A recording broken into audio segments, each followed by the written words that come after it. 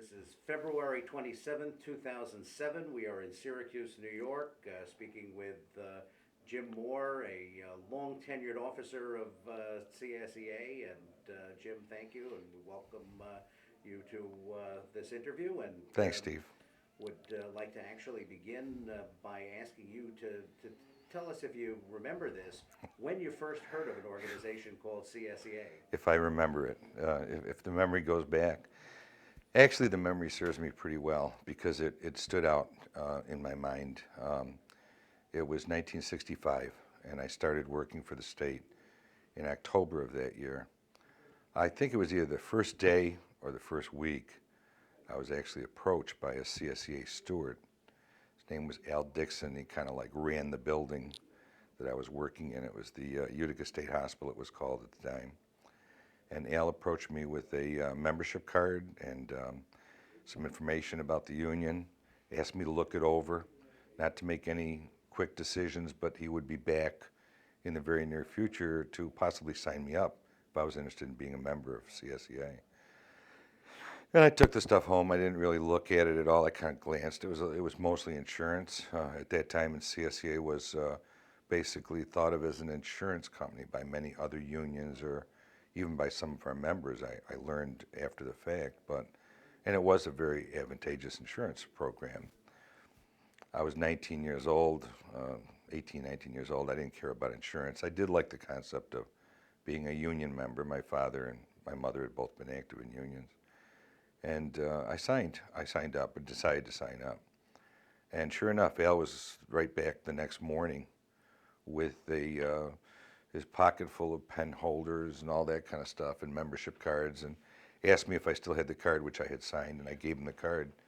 And he welcomed me into CSEA by giving me a couple of pens and a pen holder that I was probably supposed to display in my white shirt, which was the uniform at that time for a lot of mental hygiene employees throughout the state of New York. And I joined CSEA. That was, I'd say, either first 48 hours or 24 hours of working for the state of New York. My own union involvement from that day on was basically, as most members, they would have a monthly or bi-monthly meeting, and I would go occasionally. 65, 66, I went through my first 6 months with the state of New York, not very concerned about even being a member of CSEA. And then I started to realize what was going on at the work site, and we had a director of the facility that basically was king of the mountain. And some of the union folks would complain about the fact that he wouldn't recognize them, basically, which he didn't have to. At that time, there was no Taylor law. There was no right to join a union. There was no guarantee that a union had to be recognized at all by the governor or by this director of the facility.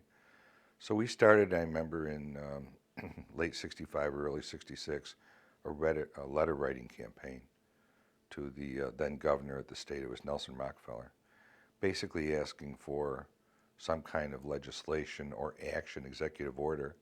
At that time, I can remember we were asking for an executive order for the rights for unions to be formed. Interestingly enough, Rockefeller had created, I believe, the Taylor Commission, or a commission that was looking into that. And in the late 60s, legislation was actually passed, which gave us the right as state employees to participate in the union, and also gave the union the right to represent us at the bargaining table. Now, after that law was passed, there was still a rather contentious period for CSEA as a result of that. Can you tell us a little bit about what happened in that period immediately following the Well, law? it was interesting. It was not only dealing with an employer in a different situation, because all of a sudden, throughout the state of New York, in all the state hospitals, at that time, the state university system, which Rockefeller had basically put together, was just starting to have their membership become active in terms of the union. Most of the activity occurred in Albany and in New York City, which there had huge numbers of state employees at that time.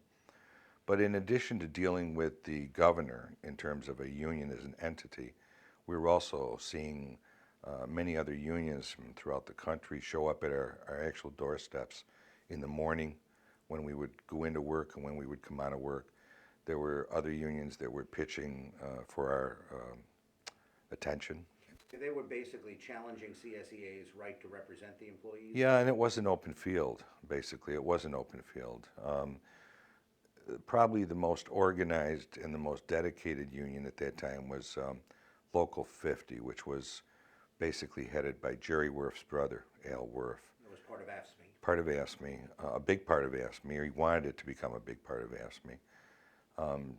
Jerry Worf was seen at that time by those of us that that even read about unions or were aware of unions as a pretty outstanding guy to a degree. He had taken a union of 3,000 people, and within 4 or 5 years, it had grown well over 100,000 people, become very well organized in the New York City area, which definitely impacted or could impact on us.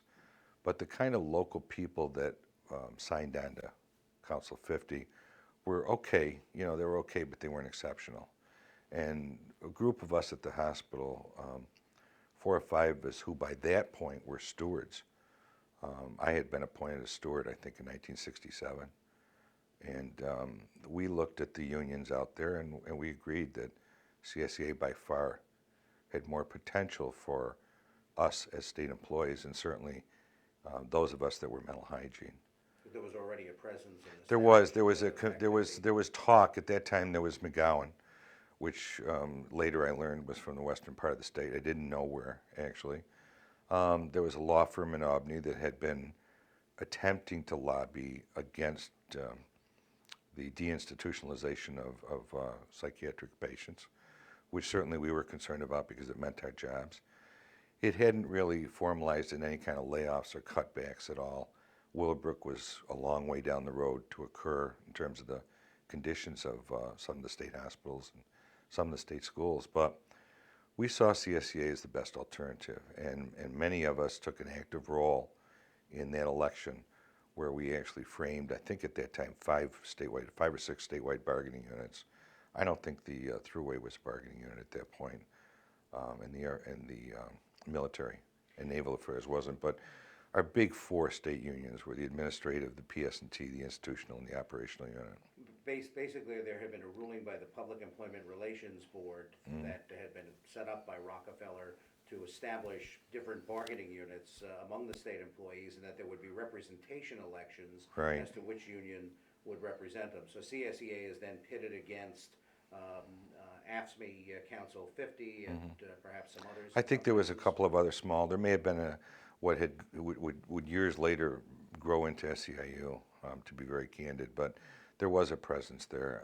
The only state unions with a presence at all was CSEA and AFSCME. So what was the circumstance like? Was it contentious? It got to be contentious at the work site because employees were lining up in terms of which union they were going to back.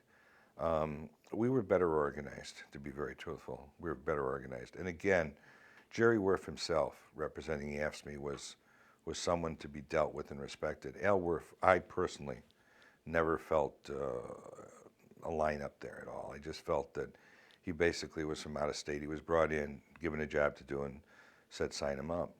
That didn't appeal to a lot of state employees at all. And Council 50 just got their butts beat. CSEA ruled. So after CSEA, clearly becomes established as the bargaining agent for the state employees, you have to go out and negotiate a contract. What do you remember? Well, there's so many things personally that I recall about that.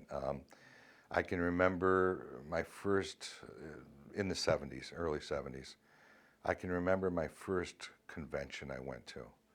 It was in 1972, and it was at the Concord Hotel, which I was just talking to my wife last night about because she had been very active in her union, which was the teachers union, and remained active in the teachers union up until the point where PEF was created to challenge us, and she left the activity with her union basically because of the differences over what they were doing. But both of us had attended conventions in the Concord Hotel, and I'll tell you, I feel bad for a lot of the new activists the last 10, 20, 30 years maybe, because they never experienced the Concord Hotel in a statewide convention. And truthfully, so much of our growth as a union can be directly related to the Concord Hotel and the conventions that we used to have there for many, many reasons. One, the socialization part of the union. It was the first time people from all over the state really got together in a setting for. Can you take a call on 605? Forgot about that. 605, Cindy. Why don't you unplug take the whole phone out, Mark? Well, I can do a do not disturb. Yeah, stop it. I'll back up. That's right. Are we okay? Am Oh, I yeah, talking great. too much or No, no? it's perfect, Okay. perfect, yeah. Yeah. I'll back up. Okay. Tell So us why the Concord was so instrumental in bringing, coalescing. funny you CSEA. should mention this, Steve. I think that the Concord Hotel, it means so much more than just a hotel where our conventions were held for many, many reasons. The socialization aspect, that for the first time, people from all over the state came together for 4, 5, 6 nights at the Concord Hotel, gave us an opportunity to have meetings. I can remember the mental hygiene department meetings alone. There were 1,400, 1,800 delegates at the mental hygiene meetings. They would be from Willowbrook to Gowanda to Utica State Hospital to Central Islip on the island. It allowed myself to make friendships that lasted a lifetime. It allowed myself to make professional relationships with people that lasted a lifetime. It created a network within CSEA itself that was used to combat not only making our own union grow, but also in combating our employers, because we found that for the first time, CSEA was able to communicate internally, and we knew before management did maybe what was going on in a location. But the aspects of the Concord Hotel, the greatest part was, once the meetings were over during the day, there was a bar at the Concord Hotel, believe it or not, that went for just a quarter of a mile, it seemed like it at times. And looking back on reflections of, 30 some odd years ago, 35 years ago, did I really have a good aspect of what the place was like, or did I just want it to be good? But it was good. We would start out in the evening, and a group from Central New York would start at the bar and stuff, and we would meet people from other mental hygiene institutions. People like May Bull, that was a character, no way around it. There was a woman named May Bull that was the president at Gowanda State Hospital. She was a tough cookie. A Betty Duffy. Betty Duffy was from Pilgrim down in Long Island. And Betty Duffy was very outspoken. She was an advocate for her employees. She was the president of the local at the time, I believe. Henry Brill was the director of Pilgrim, and Henry Brill basically set the pace for the other directors throughout the state of New York. And Duffy used to take on Henry Brill every day, and she had established a real good reputation. I was in awe. I can remember just listening to her, and I developed a real good friendship with her. Always by her side was a woman named Dorothy King, who was from Creedmoor. She had the same role that Betty did. Dorothy was not the president of the local, she was the vice president. A woman named Dawson was president for a while, but eventually Dorothy became president, who, as we know, is Ron King's mom. Ron King's parents were both real strong union people, and Dorothy was, again, another character. And these people you learn from year to year to year that you would develop a professional need, that you needed to know what was going on, and you leaned on these people. And in addition to that, personal friendships were formed. It also gave me an idea in terms of what negotiations was really like.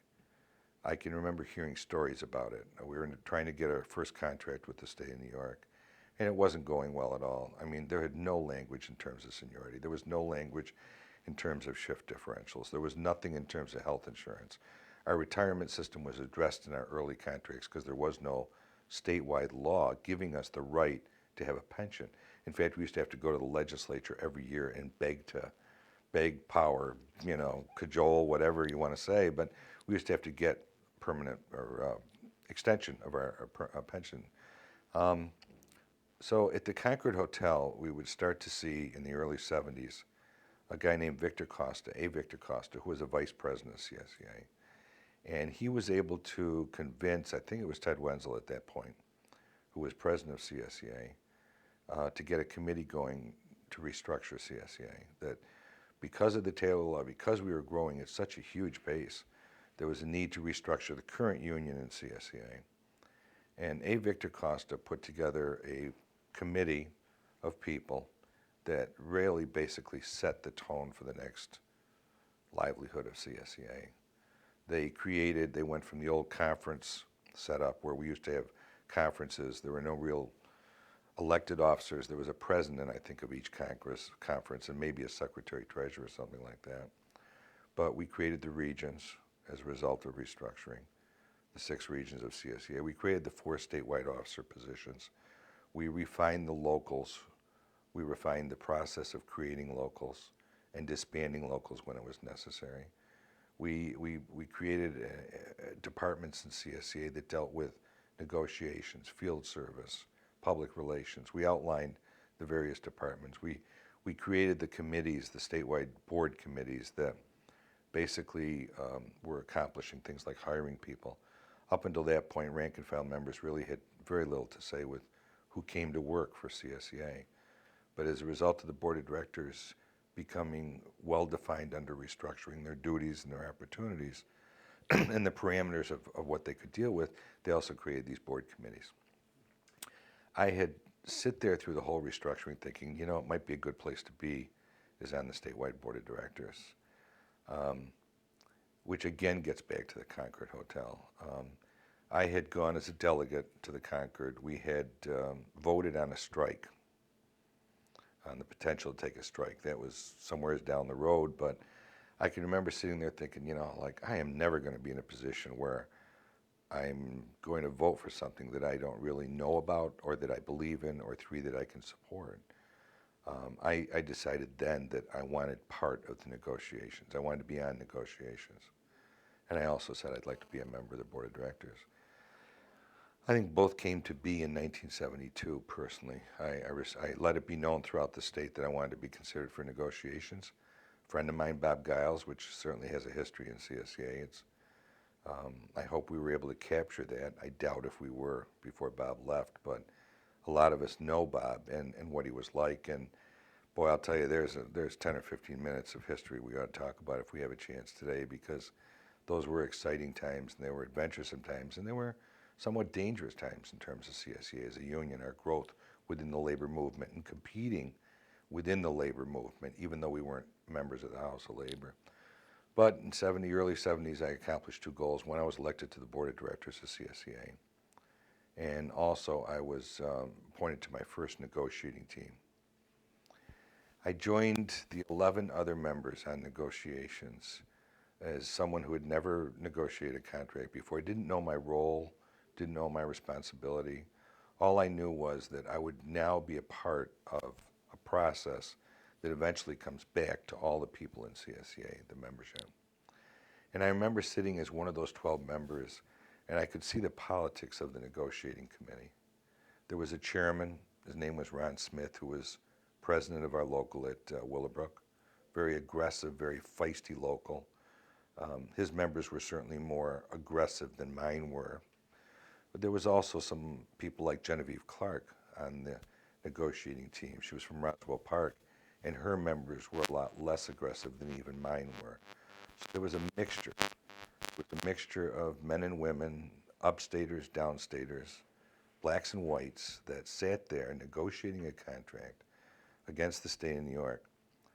As one of those 12, I resented the fact that there were private meetings that occurred during negotiations, where all of a sudden Ron and the collective bargaining specialist would leave the room and then come back and say, well, the state's got an offer for us on this issue.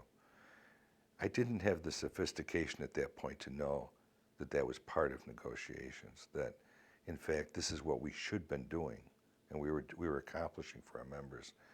But I always felt bad about that first contract that I negotiated. You thought the idea was that there would be more Should be give and openness. take across the Yeah, table. there was a lot of give and take, but to be quite candid, so much of it was bullshit. Some of it was staged. Yeah, some of it was staged. And you know, that was my first contract. Now that contract was approved, we signed off on it. Yes, I was proud to have my name on it, but I didn't feel it was me, that it was mine. You know, I was one of 12, which certainly was great. It was better than being one of 150,000, you know, members out there. I'm just going to jump ahead a little bit to this next negotiations, just staying on the theme of negotiations because they have been so much a part of my life in CSEA. The second contract, I was elected by the other 12 to be a member of the coalition bargaining group of my bargaining team.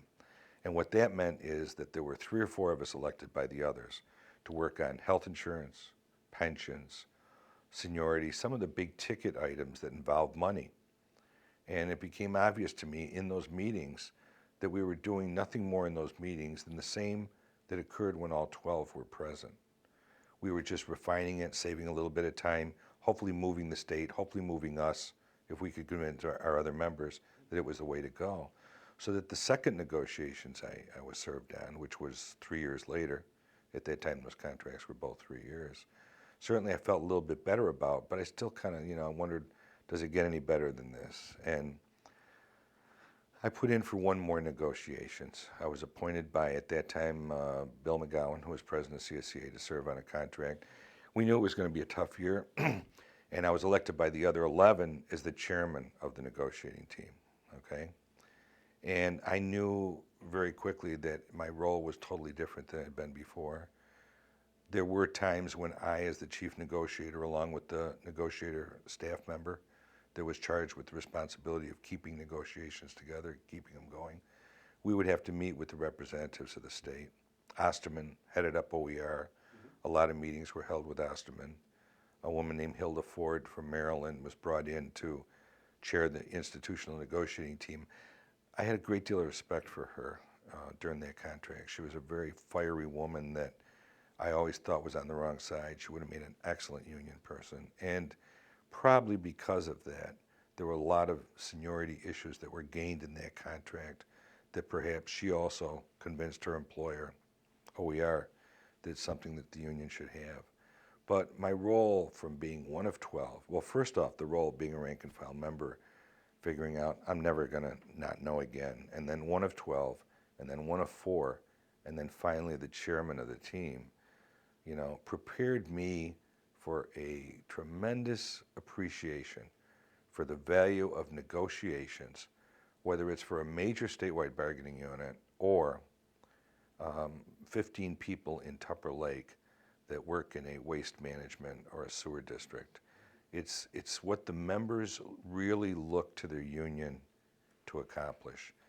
And you're only as good as your last contract, which to a degree is true. But it gave me an understanding of the value of negotiations with rank and file members, as well as the people that were charged with the responsibility of accomplishing that negotiations. It also taught me the value of using both the elected people as I was, and the staff resources of CSEA, which is, I think, always been a tremendous asset that CSEA has had going for it over years. There's always been a good mix. Rank and file members put forth leaders. Those leaders select potential employees to work for us. I think we've done a really good job of that over the years. I would imagine that in retrospect, as you look back at some of those early contracts, they must become even more important in your mind in terms of establishing a baseline that really has served the members, at least on the state side, very well over 30 years. Steve, it really has. I still have all 3 of those signed copies of those contracts. I keep them in the book that I started putting together soon after I became active in CSEA. It helped me from the standpoint that during either the first contract or the second contract, we won the right to negotiate on a department basis a contract. And I was made chairman of that team by CSEA, and we were able to pull that off. And then what we did is we allowed every local to negotiate a local agreement, so that every local in the state sat down on a given time period between, let's say, January and April, and negotiated with their local director a local contract also that talked about time and attendance rules, talked about an extension of what wasn't in the statewide contract. Can we do it on a local level? And the satisfaction that was gleaned from that was fantastic, because you went from a period in the late 60s where the director of the facility wouldn't even bring the union people, the stewards, into his office or meet with him or her on a professional basis, where all of a sudden that dude had to sit down at a negotiating table, across the table, face to face, with local union CSEA leaders. That was very tough for some management people to do. And I can remember getting a great deal of satisfaction out of knowing that in our own local, we were able to. I still have a copy of that also, because those were tremendous times. We had a lot of discussions locally, and it was tumultuous also on a local level. When I think of that occurring in such places as Willowbrook or McGowan out in West Seneca, or Dorothy at Creedmoor, that was a tremendous time for CSEA. That's where the growth came from. I know as we've talked to different people in this project, they've talked about the excitement of the early to mid-'70s, because in addition to laying out the parameters for working conditions, there was also a lot of growth and change within the organization itself. Tremendous change. Politics, internal politics within the union was good. It was exciting. It was good. There were people emerging at that time throughout the state that were outstanding. I can remember working with, in awe of a guy named Irving Flanningbaum. I didn't know Irving Flanningbaum before I became active with the union, but I soon learned of him as a member of the board of directors. At the conventions, there were outstanding people like him, a guy named Sal Bendet.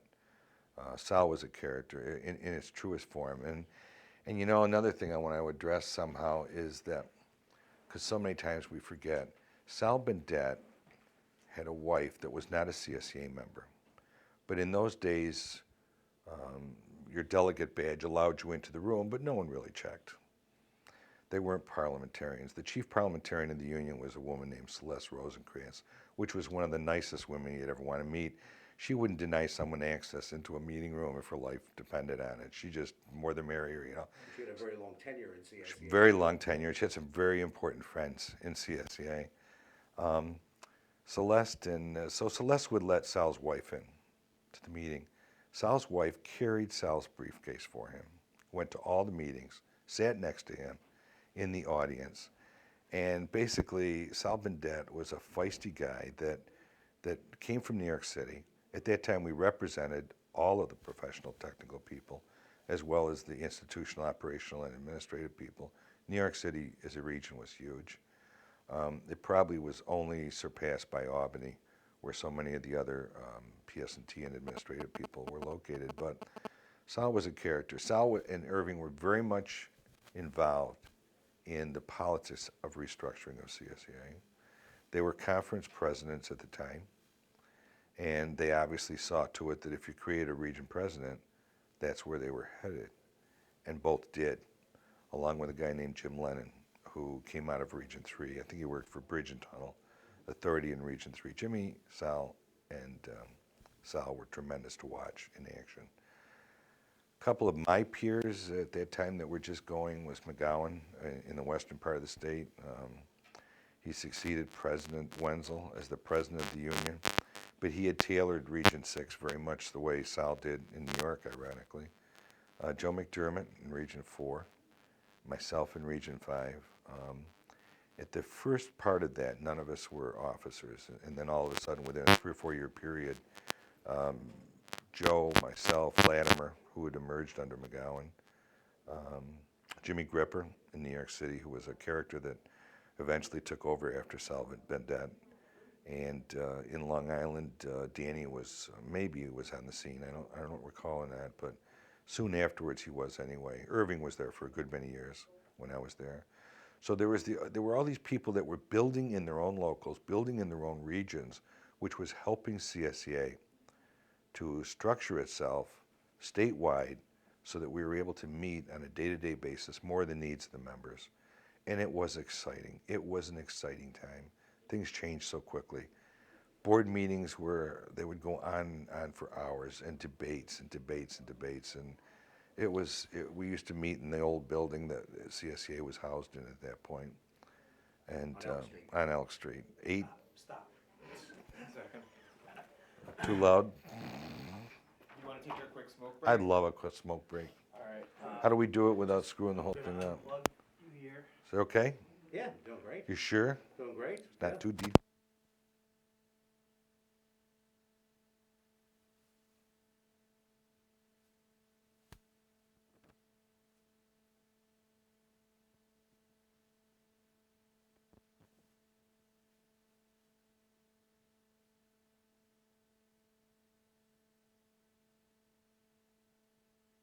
Okay, You're on the air again. we're going to pick up again. And Jim, tell us a little bit about how you came to be elected as region president here in the Central. Well, I'll tell you, Steve, it was the same phenomenon that I saw as a member and convincing myself that I never again wanted to be on the outside looking in. I saw that the growth in CSEA was clearly at a regional level. So many of the things were being formed, such as regional committees, and region had a representative on what was to become the judicial board. Regions had representatives on the negotiating committee.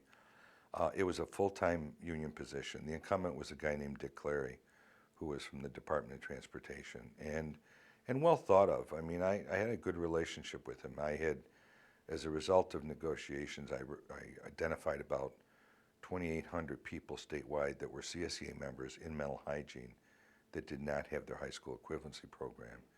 So that myself and Bob Giles and the attorneys for CSEA sat down with the state, and we worked out a program basically with the help of Ed Diamond, who was then the Director of Education and Training, and Celeste Rosencrantz, which was the chairwoman of the Statewide Education Committee. We worked out an arrangement where if people in mental hygiene at the grade 7 level went back and got their high school equivalency, they would get a 2-grade increase with the state of New York, which at that time was unheard of. It was great. And I think we moved over 2,000 of those 2,800 people within about 5 years. Dick Clary, as my conference region president, was very supportive of allowing me to do that. So on one hand, he was obviously giving me some exposure. It was a good thing. I would go to a local and I would tell them about the high school equivalency program and tuition reimbursement that CSEA had negotiated, something I had been a part of as a member of negotiations. I was very proud of that. But I always looked to Dick as the potential job that I might someday want to have. I was at that time a member of the statewide board of directors. I was on the personnel committee. I had become active in the union statewide. And I didn't feel as if Dick really reached out to a lot of us in the region to value our opinions. And I guess philosophically that was the biggest problem I had with him. So I decided one day to run for president of the region. And I thought, this is okay. I know I got to put some money out, and I know I got to put a little extra time on the weekends and get out there and see the people that are going to be voting on this election. I wasn't prepared for the rude awakening of how difficult a job it was to run for office in CSEA. When the election results came in, Dick Clary was still the president of the region and would be for the next term, which at that time was only 2-year terms. I felt bad about it. I went back to the local basically and started working on local issues. At that time, the governor had decided to close my hospital. It was a pretty much foregone conclusion. We didn't have the refined public relations departments in CSEA at that point that we have today that service each region. So my local went out and hired a PR guy to prepare a brochure about the merits of keeping Utica State Hospital open. And we were successful. We were the first in the state, the only in the state that was turned around, as a matter of fact. And Utica State Hospital remained open to this day, which I'm rather proud of. But it taught me the value of brochures and pamphlets and getting your message out and how to identify who you want to talk to. So that 2 years later, I came and ran again for president of the region. I think I won by 3 or 4 times what the vote that Dick got. And what year was that? I believe it was 1977 when I took office as president of the region. I was elected in '77. I think I took office June 1st of 1977.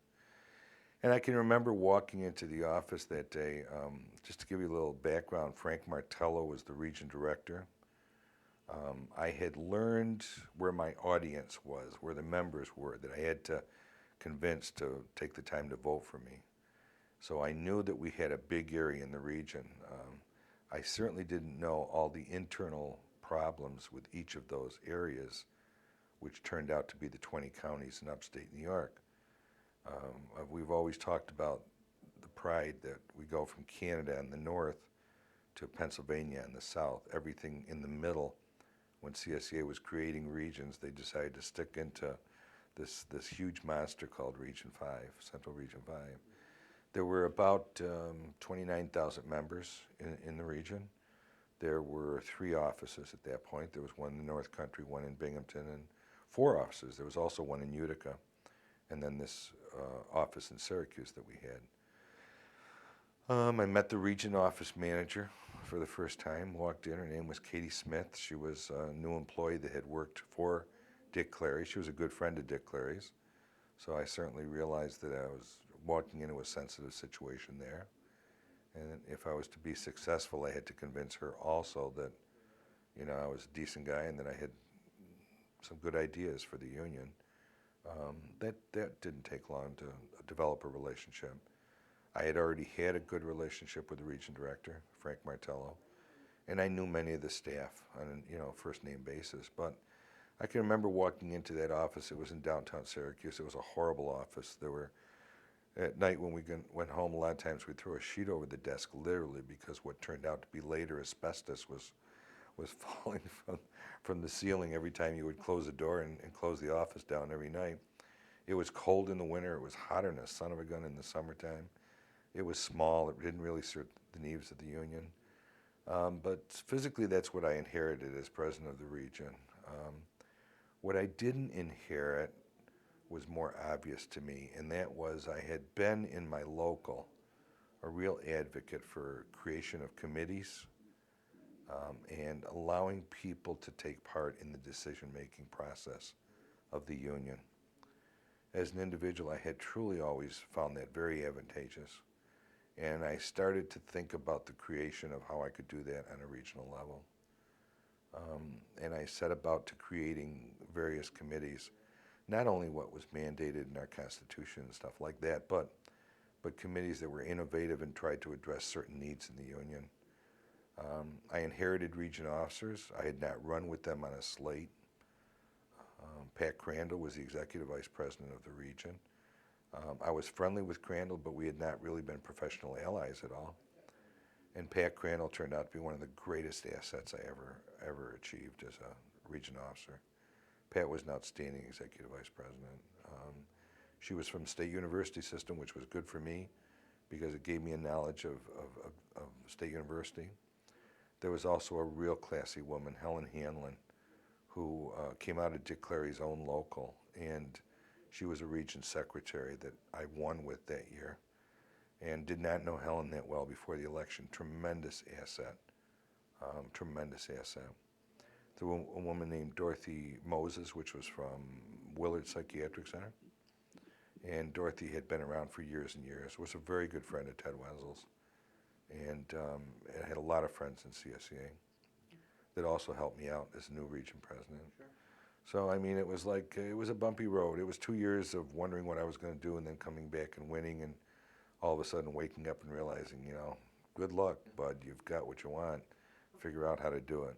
I wonder if you would talk a little bit about the dynamics of the different divisions in CSEA, because obviously you're coming out of the state side, but there's also a local government division. How did that relationship develop over the years? Well, how did you see it change? That's a really good point, because so much of our growth resulted from local government side of CSEA actually banding together and becoming a lot stronger. The union had been traditionally, at least the years that I had been involved, run by the members of the state division. Most of the statewide officers, with the exception of Irving, was from the state division. Irving was doing his thing in Long Island little by little in growing the local government by organizing.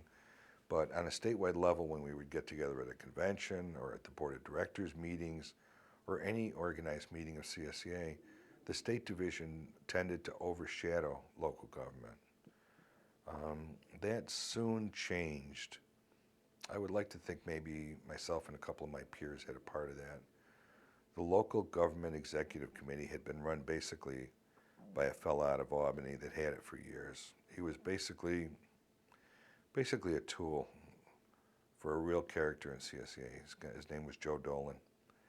Joe was at one time, I guess, held every position from executive director to whatever, chief conductor of the railroads, whatever you want to say, but he held some. That's a whole other story. That's another whole story that would be probably good to document by Joe if he was willing to do it. It would be secondhand on my part because I wasn't on the train that night, but I guess that was an exciting ride. We saw from my region a woman that had a lot of potential. It was Mary Sullivan. Mary was a member of the board of directors from Region 5. She was from Herkimer County. And we thought, well, Joe McDermott and I got together, and Joe was state, I was state.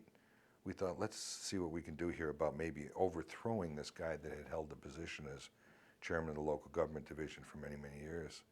And we did it. We lobbied the votes, and sure enough, next thing we knew, at the board of directors meeting, Mary Sullivan was the chair. And Mary had a good relationship with Irving Flanningbaum, who was not taken back at all by someone young and new taking over a leadership role in CSEA. And Mary had some innovative ideas that she had helped me in the region put together. She was my region treasurer. She was one of my local presidents. She ran a good local. And little by little, local government started thumping their chest and saying, you know, hey, we're 50% of this union, almost at that point. We're entitled. We're entitled to good field service. We're entitled to a lot of attention. We're entitled to a lot of the money being channeled back into local government, locals and units, as opposed to the big issues that we had already fought, deinstitutionalization, the pension system, which had become a nightmare. We had spent a great deal of money politically on that. Although it also affected local government, people didn't realize that at the time, that if you worked for a county or town, you were in the same retirement system as the state employees were. There'd also been a change in leadership, but again, predominantly it was state leaders that rose to the statewide levels of CSEA, the 10 statewide officers. So local government really came together, I think, under Mary Sullivan's leadership, and a lot of the region presidents realized it was in their best interest to do that. New attention was shown to local government as an entity within CSEA, and it was an exciting time for 3 or 4 or 5 years to see them. It culminated, I can remember, in, I believe, a statewide convention where local government was opposed to something that was being considered by the statewide union. It probably would have normally been a wash. The vote would have been a wash. There would have been a little bickering over it on the floor, and then the vote would have been taken, and it would have been decided along the lines of the state division's choice. I can remember local government threatening to walk out of the convention, and that was seen as, this is horrendous, you know, I mean, what's going on here? Those of us in leadership positions, once you become a region president, I think you're a good region president, you really don't think of yourself as being from mental hygiene or from SUNY or local government either, as far as that goes. You think of yourself as the region president representing all 3 entities. There was local government, there was state division, there was also the private sector, which was very small at that point within CSEA. But there were 3 divisions of CSEA. And we tended to vote at the conventions and at the board of directors meetings. I tended to vote what's the best interest for the whole region as a whole, not as a state division. But those were some exciting 4 or 5 years where local government came together. And Dolan was very supportive of that. He was working in the capacity then as executive director or some other capacity in CSEA, but he was very supportive of it. Many outstanding leaders surfaced. Once Irving died and was no longer on the scene, Lamort, Gloria Moran down in Long Island, Pat Mischoli in Region 3 was from local government, Westchester County, which at that point was the second or biggest union, local union within CSEA. He was also rising. He was elected president of the region, was a local government region president that came from local government. So it was an exciting time. I think one of the things that's very And I often- really just did a real shitty concept of, I felt No, it was uncomfortable with that. It's like, I don't know where we were going with it. Well, I want to ask you a little bit more about local government, though, because I think certainly as one of the things that is very often misunderstood about CSEA, because there is a master state contract, there are also 1,100 individual local government contracts. And when you're in Albany and looking at things on a statewide basis, it's one thing to kind of look at it as a whole, but when you're dealing at a regional level, you obviously have lots of fires that you have to put out in all of those different local government entities, and wonder if you could talk about how you balance that. Fires are a good way of describing it, Steve, because with the statewide contract, you usually have half of the region under one contract, and if that's becoming a fire, if that's brewing, and you know you're not going to get a contract by April 1, we've got a lot of locals and half your region membership affected by that. So you tend to be able to get more activity, more unity among the membership to combat that. With local government, at any given time, and I'll take this region for an example, but it applies throughout the state without the exception of Region 2. You could have 7 fires brewing. You could have seven little problems developing. You could have a small unit with 40 people in it in some library in Broome County, and at the same time you could have the almost 2,000 or 3,000 people working in Onondaga County that you know also you have a deadline 30 days down the road, you're just not going to settle the contract. And that's where the beauty of having the staff on board and having enough staff. Yes, our dues, some people would say that they are maybe too much money or that they're a little top heavy. I've never thought that, to be very candid. I've got a track record of supporting every dues increase that's ever been proposed by this union because I am a firm believer in you really can never have too much money to help members and service those members. I firmly believe that you have to service them with information, you have to service them with factual representation, you've also got to hold their hand and take care of them. A member that has a contract expiring in April 1st of 2007, let's say, does not want to hear that we have not had an LRS or a negotiator able to be freed up to already have had 5 or 6 months of negotiations going on. And with a big geographic area, with huge number of units, you've got a responsibility to spread that staff out. Staff is justifiably so expensive, and good staff is expensive, and good staff is something that this union has to continue to always have. Well, in addition to dealing with all of those fires, talk about some of the unique geography of the central region and some of your years literally on Oh the road. Lord! Oh my God, Steve! I can remember after suffering that 2-year that loss first time for president of the region, I learned real quick that you can't ask the 14 members in Brazier Falls to consider voting for you unless they've seen you in Brazier Falls. To be very truthful, in the early years of my region presidency, my wife, is the point I was making with Sal Bendet and his wife, my wife was very, very supportive. There are many, many days that I would leave on Monday morning knowing that I was going to be gone for 2 or 3, 4 days just within the region itself. I quickly took over my own scheduling because after I was elected about 6 months, my office manager had locked me into a couple of meetings. And at that point, I used to have Katie do my scheduling. And I can remember picking up my schedule on a Monday morning and realizing I had to be at breakfast in Binghamton. Well, to go from where central part of New York is to Binghamton takes a couple hours. So I left that morning and I was there for the breakfast meeting at 8 o'clock after a couple hours of driving. I had a luncheon in Norwich, which is a little halfway up my region, almost halfway up my region, of new officers, and a new local president was being sworn in. And when I walked in, she was president of this local. She didn't even know what the hell a unit was. And I'm thinking, God, this is going to be fun.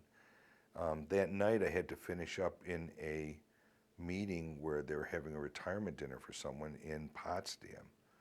So during the course of the day, I had started in central New York, gone to the southern tier, had lunch halfway up, had dinner that night in Potsdam, and then I knew I had to be in Syracuse the next morning, so I had to turn around and drive. I think I did 700 miles within my own region, and none of it could be cut because it was important to those people. But I quickly learned also that you can run yourself ragged if you don't set yourself up in terms of scheduling and planning and stuff like that. I've made a reputation, I think, of being there not only when the fires break out, but before they begin to burn and you see smoke. And if I look back on my career at all in CSEA, I've been fortunate enough to figure out where that smoking fire is going to be. And I make a stop early, 6 months prior to when it really is going to really be a problem. Get the proper motivation going of the local officers. Reinforce with them the need to reach out to their members. Our members still continue to be in this union one of our greatest resources. so that if we can have the anticipation of trying to figure out how to use those members, mostly in local government, which gets us back to where we started, mostly in local government, because they can impact on their local legislature, they can impact on their local mayor, they can impact on a city council, far better than CSEA can from Albany or even AFSCME can from Washington. They have the greatest tool in the world, that's the right to vote, and remove their employer, which is another whole area that we should spend some time on, some exciting elections over the years. But local government workers, CSEA workers, have the tool in their hand to write, just to put that fire out before it becomes a real raging battle. And that's the key to this region, at least, is trying to figure out where the hell the fires are going to be 6 months down the road, and doing the preparation that it takes to see to it that they're controlled. How do you motivate the members? How do you mobilize them to get involved? So easy. It is so freaking easy. It's just, I'm amazed that more people don't do it. You know what you do? You ask them. That's the whole key, is you ask them. You bring the problem to them and you ask them to be part of the solution. Throughout our region, I know that one of the greatest assets we've had going is what we call a member action program. And I wish I had created it 20 years ago, to be very candid. I didn't. Maybe 7, 8 years ago, we started really using it. And what we did is that we asked our members to give up an hour a month or 2 hours every 6 months for the betterment of the union. And we asked them to consider that before there became a fire someplace. One of the fondest memories I have in the union is my wife and I were in a grocery store about 1.5 years ago. And some woman came up to me. I did not know who she was at all. And she just walked up and she made some comment about thanks for the pin. And I noticed on her pocketbook she had a pin on. It was a Region 5 pin. We created a special pin that we mail to any member that signs up in our member action program. And this woman was in the grocery store and she had this pin on her pocketbook, very proudly displayed.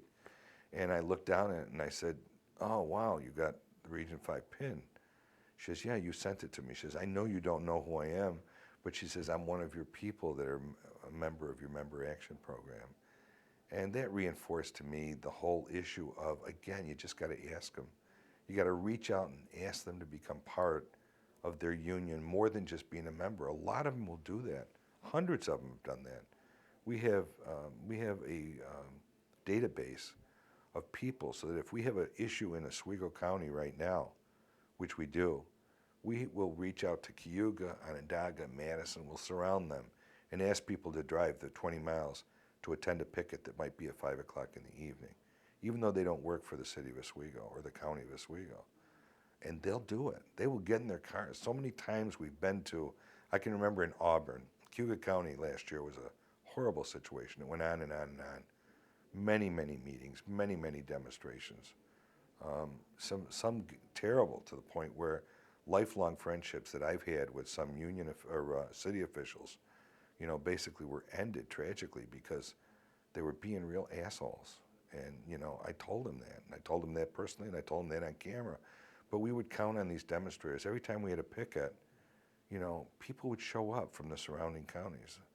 That's important to do. You just got to ask them. You touched on 5 more minutes. 5 more minutes. You touched on an interesting point where you talked about long-term relationships, especially with elected officials. And I think one of the things that is very interesting and unique about CSEA is because there's a statewide reach, we establish relationships with many individuals very early in their careers, and it carries them through various offices. So you might have a relationship with somebody who's a town supervisor who gets elected to the state assembly, state senate, maybe goes on to Congress. I wonder if you'd talk a little bit about how that evolves. I think the evolution of those that sit across the table from us, particularly in elected officials, is so crucial to someone like me that's charged with being a region president. I'll give you a good example. Years ago, I had a phone call from a young person in Rome that was interested in being mayor of Rome. And I can remember having some other CSEA event in that area, but I made a point of stopping by and meeting him for lunch and listening to him, getting to know him, you know. And he said right at the table, he said, look, he said, I want you to know that if I'm elected mayor and you folks endorse me, I think I have a shot at being elected if you endorse me.